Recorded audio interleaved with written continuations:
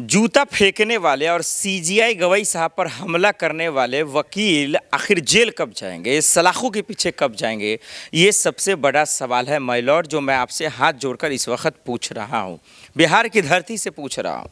इसमें कोई शक नहीं कि हिंदुस्तान की राजधानी दिल्ली है, वहाँ पे सियासत होता है और वहाँ पे तमाशा भी होता है। लेकिन ये तमाशा जो इस वक्त जूता फेंक कर सीजीआई गवई साहब पर कर रहे हैं राकेश किशोर साहब, उनको जेल में कौन डालेगा? क्या इस देश में कानून व्यवस्था है? क्या इस देश में कानून व्यवस्था का राज है या ख़त्म हो गया? क्या सिस्टम बिक चुका है? क्या अधिकारी बिक चुके हैं? क्या अमित शाह जी, मोदी जी या उनके सरकार या बैठे मंत्री को कोई शर्म है या नहीं है? क्या किशोर साहब जो वकील हैं, जो सीजीआई पर हमला किया, क्या उनकी इतनी हिम्मत हो गई? क्या उनको इतनी ताकत मिल गई कि वो जूता फेंक सकते हैं? क्या वो हमला कर सकते हैं? और उसको हिंदुस्तान में इतनी एजेंसियां हैं, कानून व्यवस्था है, इतना जो है कानून का पहरा है, इसके बावजूद कोई फ़र्क नहीं पड़ता। पीछे आप ग्राउंड देख रहे हैं, देखिए ये जो धूप है इससे लोग तपते हैं, कितना परेशान होते हैं, तब जाकर 2 वक्त की रोटी आती है। वो गुंडागर्दी नहीं करते हैं, वो तमाशा नहीं करते हैं, वो अपहरण नहीं करते हैं। क्यों?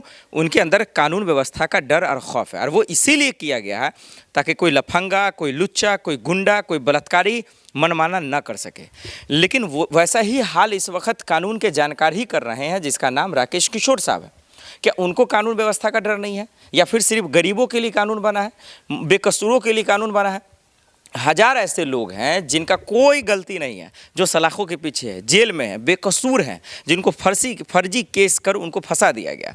लेकिन ये जस्टिस यशवंत वर्मा साहब, जिनके घर में करोड़ों का जो है कैश जलता है, 500 की नोटों की गड्डी जलती है, आज तक ये जेल में नहीं जाता है, एफआईआर दर्ज तक नहीं होती है, इन पर किसी की हिम्मत नहीं होती है। लेकिन कैसे ऐसे बेकसूर मासूम छात्र हैं, उमर खालिद, आज तक देखिए उन पर सुनवाई नहीं हो रही है, 5 साल से जेल में भरे पड़े हैं। तो क्या आदमी देखकर, जाति देखकर, समाज देखकर, या फिर गुनहगार और न गुनहगार देखकर क्या सिस्टम काम करता है? क्या सिर्फ जलील करने के लिए सिस्टम काम कर रहा है? क्या कानून व्यवस्था का किसी को डर नहीं है? और अगर है, कानून व्यवस्था का राज है, अगर सिस्टम मजबूत है, अगर अधिकारी ने अपने ईमान के साथ समझौता नहीं किया, तो फिर मुझे एक बात बताइए कि आज जेल में क्यों नहीं है खास करके वकील किशोर साहब? उनको क्यों नहीं ले जाया गया जेल में? सोचिए, वो नाराज़ हैं या फिर किसी बात से तकलीफ़ है? कानूनी लड़ाई लड़िए ना। सीजीआई गवई साहब पर हमला कर दिया, जानलेवा हमला, जूता फेंक दिया डायरेक्ट आपने। सोचिए, वहाँ पे हजारों वकील हैं, देश की राजधानी में सुप्रीम कोर्ट है दिल्ली में, और वहाँ ये ऐसा कांड होता है। ये इतना शर्मनाक है कि आप 1000 बार सोचेंगे, आपकी आंखें नम हो जाएंगी, आप परेशान हो जाएंगे कि इस कैसे हिंदुस्तान में आप रह रहे हैं जहाँ कानून व्यवस्था का ऐसे वकीलों को डर नहीं है, पुलिस प्रशासन का डर नहीं है, मंत्रियों का डर नहीं है, जज महोदय का डर नहीं है। सोचिए, ये तो जज महोदय अच्छे थे जिन्होंने माफ़ कर दिया इनको, हालांकि इनके पीछे लोग लगे हैं कि इनको जेल में डाला जाए। लोग शर्मसार हैं, बार एसोसिएशन के वकील शर्मसार हैं और कह रहे हैं कि भाई ये जब तक जेल में नहीं जाएंगे ये तो दिक्कत हो जाएगा। ऐसे वकीलों को जेल में डालना चाहिए और इनसे ये पूछना चाहिए, जेल में ही पूछना चाहिए, चाहे जैसे हो पूछिए, इनके मन से, इनके दिल से जो नफ़रत है उसको निकाल कर फेंक कर, और ये सच उगलवाना चाहिए कि इन वकीलों को किसने दिमाग में जहर डाला, आखिर इतनी नफ़रत इसके अंदर कैसे आई? ये सबसे बड़ा सवाल है जो वकील किशोर साहब से पूछना चाहिए। जूता फेंकने की हिम्मत कैसे हुई, और किसने बोला जूता फेंकने के लिए? आखिर क्यों ऐसा किया उन्होंने, वो भी सीजीआई गवई साहब पर, सुप्रीम कोर्ट पर? ये सबसे बड़ा सवाल है। और ऐसा क्यों किया उन्होंने, आइए अब आपको बताते हैं। दम है तो कैमरे पे आकर जूता फेंकने वाले वकील साहब सच बोल दीजिए कि सीजीआई गवई साहब पर आपने हमला क्यों किया। वकील राकेश किशोर साहब बोल दीजिए कि सीजीआई गवई साहब पर जूता क्यों फेंका आपने।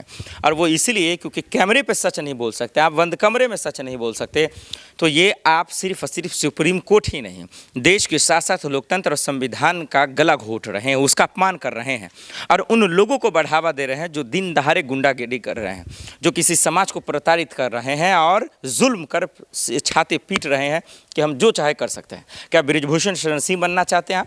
क्या कुलदीप सिंह सेंगर बनना चाहते हैं आप? क्या चिमयानंद बनना चाहते हैं आप? या फिर वो गुंडे बनना चाहते हैं जिसको आज की मौजूदा सरकार बचाने का काम करती है? क्या वकील किशोर साहब थोड़ी भी शर्म हया नहीं है? क्या आपने पूरी तरीके से शर्म हया को बेच कर रखा? क्या आपका परिवार नहीं है? क्या वहाँ मुंह नहीं दिखाना है? क्या बोलेंगे जाकर बच्चों को और अपने परिवारों को कि हमने सीजीआई गवई साहब पर जूता फेंक दिया?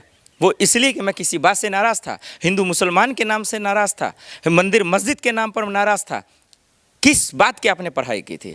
क्या आपने कुरान या ऋग्वेद या गीता की पढ़ाई पढ़ी थी या कानून संविधान के कानून की पढ़ाई पढ़ी थी आप? अगर आपने संविधान की पढ़ाई पढ़ी, कानून व्यवस्था की पढ़ाई पढ़ी, फिर आपके ज़हन में, दिमाग में ये जहर कहाँ से आ गया हिंदू मुसलमान का, मंदिर मस्जिद का, कि आप किसी सीजीआई गवई साहब पर हमला कर देंगे, जज महोदय पर हमला कर देंगे, जूता फेंक देंगे? आज कैमरे पे आप जैसे वकील को ये बोलना चाहिए था कि आखिर अंबेडकर जी के दुश्मन कौन है, संविधान का दुश्मन कौन है, या फिर आपको दुश्मन बना कौन रहा है? क्या ग्वालियर कोर्ट का मामला भूल जाएंगे जहां अंबेडकर जी की मूर्ति तोड़ दी जाती है और साफ कहा जाता है कि मूर्ति यहाँ नहीं लगेगी, नहीं लगेगी, नहीं लगेगी? एक बात मुझे बताइए कि ये जो देश है, क्या ये देश संविधान से चलेगा या किसी सत्ता के दलालों से चलेगा? मुझे साफ साफ बताइए ना आप। ये देश कानून व्यवस्था और सिस्टम से चलेगा, ना कि किसी हुक्मरानों के हुक्म से चलेगा। अगर हुक्मरानों में इतना दम है तो खुलकर बोल दीजिए कि वो जो कहेंगे वही होगा, या फिर वो जो गलत को सही, सही को गलत कहेंगे तो ऐसा ही होगा। बहुत सारे ऐसे लोग हैं जो जिनका कोई गुनाह नहीं है लेकिन आज भी वो जेल में, और बहुत सारे ऐसे लोग हैं जो कैमरे पे आकर गलती करते हैं लेकिन वो सच नहीं बोल पा रहे हैं, लेकिन उनको जेल में नहीं डाला जा रहा। अब वो आए दिन गुनाह कर रहे हैं। चलिए ना एक एक लिस्ट बता देते हैं आपको। क्या जस्टिस यशवंत वर्मा को भूल जाएंगे आप, जिनके घर पर करोड़ों के नोटों की गड्डी जला हुआ मिलता है, और महाभियोग लाने की बात होती है, स्लो मोशन की बात होती है, संसद के अंदर बात होती है, लेकिन देखिए उसके चक्कर में पूर्व उपराष्ट्रपति धनखड़ साहब का इस्तीफा हो जाता है, कुर्सी छीन ले जाती है, तब भी जस्टिस यशवंत वर्मा को जेल में नहीं डाला जाता। बृजभूषण शरण सिंह बलात्कारी कर चार्जशीट की मामले आती है, दिल्ली पुलिस पूरी तरह से कह रही है, फिर भी उसको जेल में नहीं डाला जाता क्योंकि वो बाहुबली है। लेकिन अब देखिए, अरे भाई वकील राकेश किशोर, इतना उम्र हो गया है, तजुर्बा है, नॉलेज है, अकल है, लेकिन इसके बावजूद बेदखली वाला काम कर रहे हैं, नासमझी वाला काम कर रहे हैं। क्या इन्होंने पूरी तरीके से सरकार के साथ, सरकार की चाटुकारिता में, दलाली में देश के सिस्टम को दरअसल जो है दाग लगाने का काम किया, लोकतंत्र को दाग लगाने का काम किया, सुप्रीम कोर्ट पर दाग लगाने का काम किया? अरे थोड़ा सा सुप्रीम गिरी तो दिखा देते वकील किशोर साहब, अभी भी वक्त है। एफआईआर दर्ज कर दिल्ली पुलिस, और माय लॉर्ड मैं आपसे जज महोदय साहब अपील करना चाहता हूँ, ऐसे वकीलों पर रहम मत कीजिए।